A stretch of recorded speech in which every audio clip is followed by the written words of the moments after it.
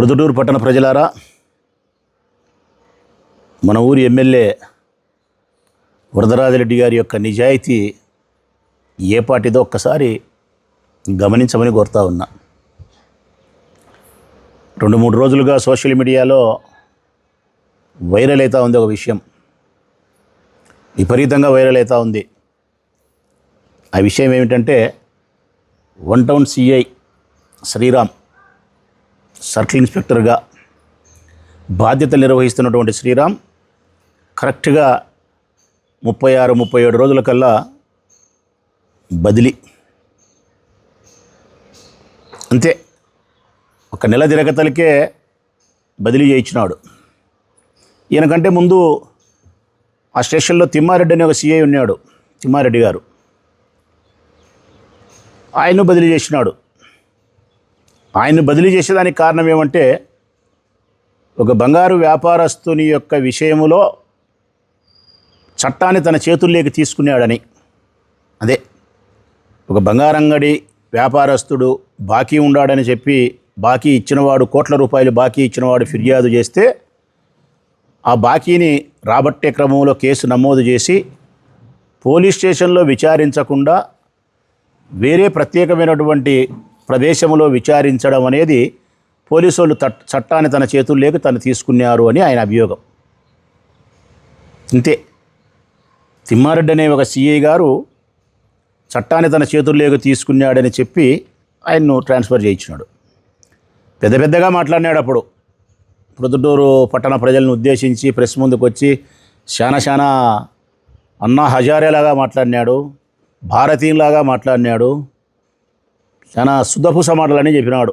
ఆయన జనరల్గా ఆయనకు అలవాటే అది, చాలా శుద్ధపూస మాటలు చెప్పేది, నీతిపరమైన మాటలు చెప్పేది. ఏమైనా మాట్లాడితే సోల్జర్స్ అంటాడు, మిలిటరీ అంటాడు, హిమాలయ పర్వతాలు అంటాడు. మళ్ళీ పొద్దుటూరుకు వచ్చి సబ్ రిజిస్టర్ ఆఫీసులో పోయి వెంకటేశ్వర స్వామి పటం పెట్టి ప్రమాణం చేయని, లంచం తీసుకోవద్దని చెప్తాడు. గవర్నమెంట్ హాస్పిటల్లో పోయి లంచం తీసుకోవద్దని ఉద్యోగస్తులను ప్రమాణం చేయంటాడు. మరి తిమ్మారెడ్డి బదిలీ అయిన తర్వాత మళ్ళీ ఈయన ముఖ్యమంత్రి గారిని కలిసి ప్రొద్దుటూరులో ఉండే పోలీసు వాళ్ళు అందరూ లంచగొండులు, అంతా అవినీతి పరులే,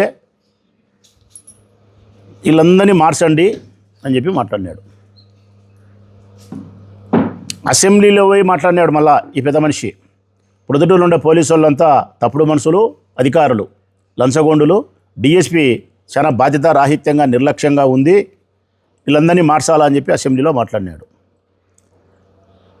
డిఐజీ ప్రవీణ్ కుమార్ గారిని కూడా టార్గెట్ చేసి మాట్లాడినాడు ఈ బంగారంగడి వ్యాపారస్తుని విషయంలో.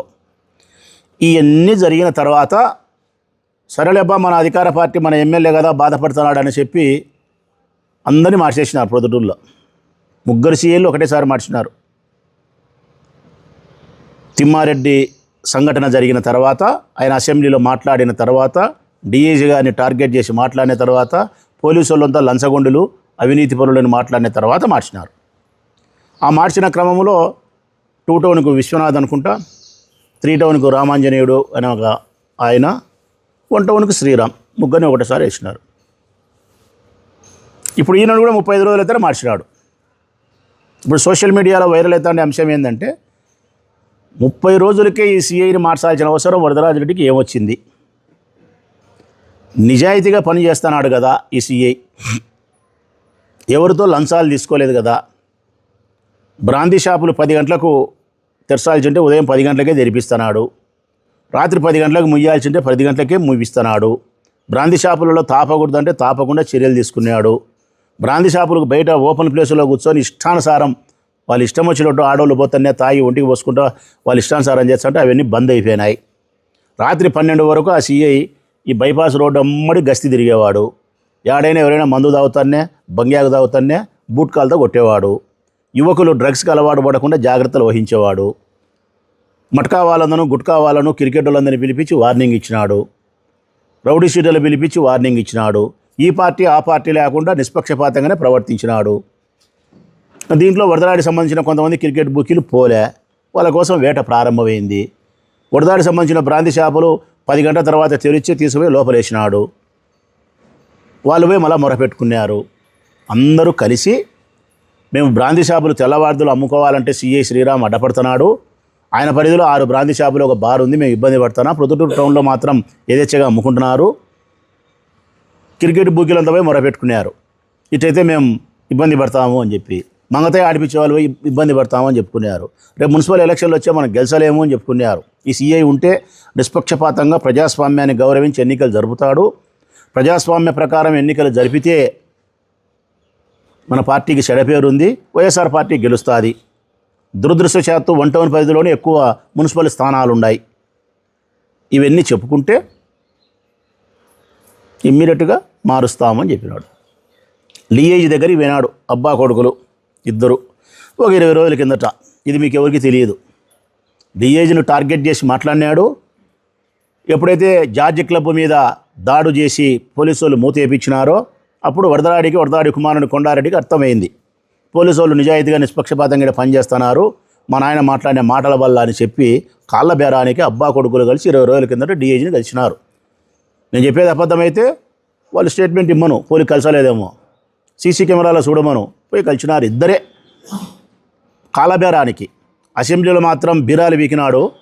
20 రోజుల తర్వాత కాలబేరానికి పోయి చెప్పుకున్నాడు ఏమని, 1 టౌన్లో ఉండే సిఐ శ్రీరామును మార్చండి స్వామి, మేము ఇబ్బంది పడతాం, రేపు ఎలక్షన్లో గెలిచలేం, మా బ్రాంతి షాపులు తెల్లవార్దులు అమ్ముకోలేం, మా క్రికెట్ బుక్కీలు వ్యాపారం చేసుకోలేరు, మా మంగతాయి ఆడిపించుకునే వాళ్ళు చేసుకోలేరు, ఇవన్నీ మా వాళ్ళకి కష్టమవుతుంది, మా ఆదాయాలు దెబ్బతింటాయని చెప్పి మొరపెట్టుకుంటే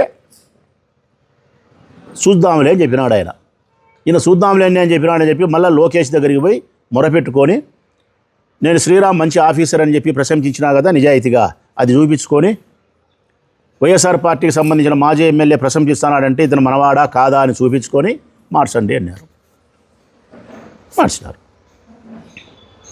అంటే ఏమి సంకేతం ఇస్తున్నావు ప్రజలకు ఎమ్మెల్యే గారు, ఏమి సందేశం ఇస్తున్నావు? 6 బ్రాందీ షాపులకు ఒక బారుకు సంబంధించినటువంటి లంచం 2,30,000 రూపాయలు ప్రతి నెల సిఐకి ఇచ్చేటప్పుడు తీసుకొని పోతే తిరస్కరించినందుక, బ్రాందీ షాపులు అంటే ఆడ తాగనీయకుండా ఆపినందుక, తెల్లవార్దులు బ్రాందీ షాపులు తెరచకుండా నిబంధనల ప్రకారం 10 గంటలకు తెరిచి 10 గంటలకు మూపించినందుక, డ్రగ్స్ను అరికట్టే ప్రయత్నం చేసినందుక, ఆడవాళ్ళ యొక్క ఆత్మగౌరవాన్ని మానాన్ని ప్రాణాన్ని కాపాడుతా తగు చర్యలు తీసుకునేందుక, 12 గంటల వరకు గస్తీ తిరుగుతా జాగ్రత్తగా ఉండేందుక, నిష్పక్షపాతంగా నిజాయితీగా పనిచేసినందుక. మరి ఇంక నిష్పక్షపాతంగా నిజాయితీగా లంచం తీసుకోకుండా సమాజ శ్రేయస్సు కోసం పనిచేసే ట్రాన్స్ఫర్ చేయించేటప్పుడు మరి ఇంక సబ్ రిజిస్టర్ ఆఫీసులో పోయి ఎందుకు ప్రమాణం చేయమన్నావు లంచం తీసుకోకుండా? గవర్నమెంట్ హాస్పిటల్లో పోయి మీరు లంచం తీసుకొని వెంకటేశ్వర మీద పట్టణం మీద ప్రమాణం చేయని చెప్పినావు. నువ్వు లంచమే తీసుకోకుండా ఉద్యోగం చేయని ప్రమాణం చేయించిన మాటే నిజం కదా. మరొకప్పుడు ఇతను లంచం తీసుకోలే కదా. హిమాలయ పర్వతాల్లో ఉండి గస్తీ కాస్తున్నారు దేశానికి అని చెప్పి నువ్వు చెప్పినప్పుడు ఈడ పొద్దుటూరులో గస్తీ కాస్తున్నాడు కదా, మరి ఇతను ఎందుకు ట్రాన్స్ఫర్ చేయించినావు? దానికి ఒకటే కారణం, ఏ ఆఫీసర్ అయినా ఇక్కడికి వచ్చిన వాడు మీ అధికారానికి తల ఒగ్గి పని చేయాలా, మీరు చెప్పినట్టు డూడు బసవన్నని తల ఊపాలా, మీ అసాంఘిక కార్యకలాపాలకు మీ మనసుల యొక్క అసాంఘిక కార్యకలాపాలకు ఉపయోగపడాలా, మీ ఆదాయ వనరులకు ఏ పోలీస్ ఆఫీసర్ అయినా ఉపయోగపడాలా. అంటే ఇసుక తోలుకుంటానే ఏమనకూడదు, బియ్యం అమ్ముకుంటానే చౌక దుకాణంలో ఉండి బియ్యం అమ్ముకుంటానే ఏమనకూడదు, క్రికెట్ బూకీలు వాళ్ళ యథేచ్ఛగా పందాలు నిర్వహిస్తానే ఏమనకూడదు, జూదాలు మంగతాయి పెట్టి ఆడిపించుకుంటానే ఏమనకూడదు, బ్రాందీ షాపులు తెల్లవార్దులు తాపించినా ఏమనకూడదు, విచ్చలవిడిగా గంజాయి అమ్మినా ఏమనకూడదు, ఎక్కడైనా భూములు కబ్జాలు చేస్తానే కానీ కొట్లాడుకునే కేసులు పెట్టి వాళ్ళ మీద కేసు రిజిస్టర్ చేయకూడదు. పైపెచ్చు రేపు ఎన్నికలు వచ్చే కన్నా వైఎస్ఆర్ కాంగ్రెస్ పార్టీని ఓడించేదానికి ప్రజాస్వామ్యాన్ని కూని చేసి మీ మాట వినాలా. ఎప్పుడైనా అడపా మీరు చెప్పే తప్పుడు కేసులు మా వాళ్ళ మీద నమోదు చేయాలా. ఇవన్నీ చేస్తే ఆ ఆఫీసర్ మంచివాడు ఇక్కడ ఉంటాడు. ఈ చెయ్యకుండా చట్టానికి తల ఒగ్గి కరెక్ట్గా పని చేస్తే కనుక మాకొద్దు. తిమ్మారెడ్డిని ట్రాన్స్ఫర్ చేసినది చట్టాన్ని తన చేతిలోకి తీసుకున్నాడని చేసినావు. శ్రీరామును బదిలీ చేసినది చట్టాన్ని తెచ్చి నీ కాళ్ళకాడ పెట్టలేదని ట్రాన్స్ఫర్ చేసినావు. ఆయనేమో చట్టాన్ని చేతిలోకి తీసుకున్నాడని ట్రాన్స్ఫర్ చేసినావే, మరి ఈయనను ట్రాన్స్ఫర్ చేసేదానికి కారణం ఆ చట్టాన్ని తెచ్చి నీ కాళ్ళకాడ పెట్టలేదని. నేను పోలీస్ అధికారులు కూడా విజ్ఞప్తి చేస్తూ ఉన్నబ్బా మీ అందరికీ, మాకు తెలిసిన పౌరులు అనుకునే విధానం ప్రకారం వినయపూర్వకంగానే విజ్ఞప్తి చేస్తానా స్వామి మీకు నేను. మీరేం బాధపడాల్సిన అవసరం లే. ఏ పోలీస్ అధికారైనా కానీ అధికారానికి తలవగ్గి పనిచేస్తే, అధికార పార్టీ ఎమ్మెల్యేలకు తలవగ్గి పనిచేస్తే చట్టవిరుద్ధంగా మీరు గుమస్తా అవుతారు, పోలీస్ గారు. అదే అధికారానికి తల ఒగ్గకుండా చట్టానికి తల ఒగ్గి నిజాయితీగా పనిచేస్తే వాడు పోలీస్ అవుతాడు. పోలీస్కి అయితే సెల్యూట్ చేస్తారు పౌరులు, గుమస్తాకైతే సెల్యూట్ చేయరు పోలీస్ అధికారులారా, చెయ్యరు. నేనైతే చెయ్యను. నేను పోలీస్కి అయితే మాత్రం సెల్యూట్ చాలా గౌరవిస్తా, గుమస్తానైతే గౌరవించను. పౌరులు కూడా అదే అంటున్నారు. పోలీసులాగా పనిచేసేదానికి రాజకీయ పార్టీలు సహకరించాలా, వారికి ఆ స్వేచ్ఛ ఇయ్యాలా, అధికార దుర్వినియోగానికి పాల్పడకూడదు, సమాజ శ్రేయస్సు కోసం పనిచేయాలా పోలీసు వాళ్ళు. ఇదెక్క న్యాయం? రాక ఒకడు వచ్చినాడు ప్రొద్దుటూరికి, ఒక మంచి ఆఫీసరు. ఈ 2 ఏళ్లలో మేమున్న 5 సంవత్సరాల్లో మేము ఇట్లా చేయలే. మున్సిపల్ ఎన్నికలు, పంచాయతీ ఎన్నికలు ప్రజాస్వామ్యబద్ధంగా జరిపినాం. మా పీరియడ్లో ఏ సిఐ కానీ, ఏ ఎస్ఐ కానీ, ఏ తెలుగుదేశం అని బెదిరించినది లేదు, చేసినది లేదు. నిజాయితీగా పనిచేసే ఏ సిఐని నేను ట్రాన్స్ఫర్ చేయలే. మరి ఇదేంది ఇది? నిజాయితీగా పనిచేసే అధికారులను మీరు మార్చాలనే ప్రయత్నం చేయడం ఏంది? తప్పనిసరిగా చట్టానికి లోబడి పనిచేస్తే వాడు పోలీస్ అవుతాడు, అధికార పార్టీకి లోబడి పనిచేస్తే వాడు గుమస్తా అవుతాడు. నేను మార్చినావు, బాగానే ఉంది. నిజాయితీగా పనిచేసే సిఐని మార్చినావు, నష్టం ఎవరికి? ప్రొద్దుటూరు సమాజానికి. ప్రజలారా, ఇప్పుడు మళ్ళీ బ్రాంతి షాపులన్నీ తెల్లవారులు తెరుచుకుంటాయి. ఇప్పుడు మళ్ళీ బయట ఏడంటే ఆడ కూర్చొని రాఘవేంద్ర స్వామి గుడి పక్కన మందు తాగుతారు, బ్రాంతి షాపులో కూర్చొని మందు తాగుతారు, గంగమ్మ దేవాలయం కాడ కూర్చొని మందు తాగుతారు, ఇటుకల పట్టీలో కూర్చొని మందు తాగుతారు, మళ్ళీ మంగతైలు ఆడిపించారు, క్రికెట్ బూకీలు మళ్ళీ యథేచ్ఛగా తిరుగుతారు, మళ్ళీ రౌడీజం ఉంటుంది. ఇవన్నీ ప్రజలకు నష్టం. అంటే ప్రజలకు ఎంత నష్టం జరిగినా వరదరాజరెడ్డి గారికి ఇబ్బంది లేదు. తనకు, తన రాజకీయ పార్టీకి, తన మనసుల యొక్క అసాంఘిక కార్యకలాపాలకు నష్టం జరగకుండా ఉండాలి. దానికోసం మంచి ఆఫీసర్ మాకొద్దు. మేము పైకి మాత్రమే శుద్ధపూస మాటలు మాట్లాడతాం, చెప్పేదాన్ని శ్రీరంగ నీతులు, దూరేది మాత్రం యాదవ్ గుడిసెల్లో దూరుతాం. మేము చేస్తావు, బాగానే ఉంది. ఒక పోలీసును ట్రాన్స్ఫర్ చేస్తావు, నిజాయితీ కలిగిన పోలీస్ ఆఫీసర్ను. ఏమవుతుందబ్బా నాకు తెలియక అడుగుతా. ఈ ఊరి నుంచి ట్రాన్స్ఫర్ చేసినటువంటి శ్రీరామ్ అనే ఒక పోలీస్ అధికారిని నువ్వు ట్రాన్స్ఫర్ చేపిస్తే వేరే ఊరికి పోతే ఆ సిఐ ఏమన్నా, ఆ పోలీస్ ఏమన్నా పోస్ట్ మ్యాన్ అవుతాడా? పోస్ట్ మ్యాన్ కాడు. నిజాయితీ కలిగిన పోలీస్ ఆఫీసర్ ఈ ఊర్లో కాదని వేరే ఊరికి పోయినా వాడు పోలీసే ఆడ కూడా. యా స్టేషన్లో నుంచి బదిలీ అయినా ఆ ఊర్లో అతనికి నీరాజనాలే పలుకుతారు, గౌరవిస్తారు. నిజాయితీగా పనిచేసేవాడు ఏ ఊరికి పోయినా పోలీస్ అవుతాడు తప్ప పోస్ట్ మ్యాన్ కాడు. నిజాయితీగా లేకుండా అధికారాన్ని తలబొగ్గి పనిచేసేవాడు యా ఊరికి పోయినా కానీ వాడు పోలీసు కాదు, గుమస్తానే అవుతాడు. నువ్వు పోలీసులు గుమస్తాలాగా మారుస్తున్నావు. పోలీసులను మీ సొంత పనులకు ఉపయోగించుకుంటున్నారు, మీ అసాంఘిక కార్యకలాపాలకు ఉపయోగించుకుంటున్నారు, పైకి మాత్రం నీతి మాటలు మాట్లాడుతున్నారు. ఈ ఊళ్ళో నేను అడుగుతా ఉన్నా పోలీసు అధికారులను, ఈ ఊళ్ళో అక్రమ బియ్యం రవాణా జరగడం లేదా? నేను అడుగుతున్నా పోలీసు అధికారులను. ఈ రాష్ట్రంలోనే అత్యంత ఎక్కువ స్థాయిలో అక్రమ బియ్యం రవాణా జరుగుతూ ఉండే ఊరు ఏదంటే ప్రొద్దుటూరు. ఈ 2 ఏళ్లలో విచ్చలవిడి. నేను ప్రతిసారి చెప్తానా, ఇది వరదరాజరెడ్డికి సంబంధించిన కౌన్సిలర్లే చేస్తున్నారని చెప్పినా. నేను కౌన్సిలర్ల పేర్లు కూడా చెప్పినా, 2 పేర్లు చెప్పినా. మటకా ఎవరు ఆడిపించేది చెప్పినా, మంగతయ్య చెప్పినా ఎవరు ఆడిపించేది వరదాడి మనుషుల పేర్లు, క్రికెట్ బూకీల పేర్లు చెప్పినా వరదాడి మనుషుల పేర్లు, ఇసుక ఎవరితో లేదు చెప్పినా వరదాడి మనుషుల పేర్లు. ఇవన్నీ పోలీసు వాళ్ళకు తెలీదా? ఇవన్నీ అరికట్టినారా? అరికట్టరు. వరదరాజరెడ్డి గారు తన మనుషులకు తన కొడుకు లెక్క సంపాదించుకోవాలి. ఈయనేమో పైకేమో ఆగిత్యంగా నిజాయితీగా పనిచేయంటాడు, వాళ్ళ కొడుకేమో మా వాళ్ళకు అసాంఘిక కార్యకలాపాలకు సహకరించు, నాకు లెక్క రావాలా వాళ్ళకు లెక్క రావాలా అంటాడు. ఇట్లా అయిపోయింది ప్రొద్దుటూరు.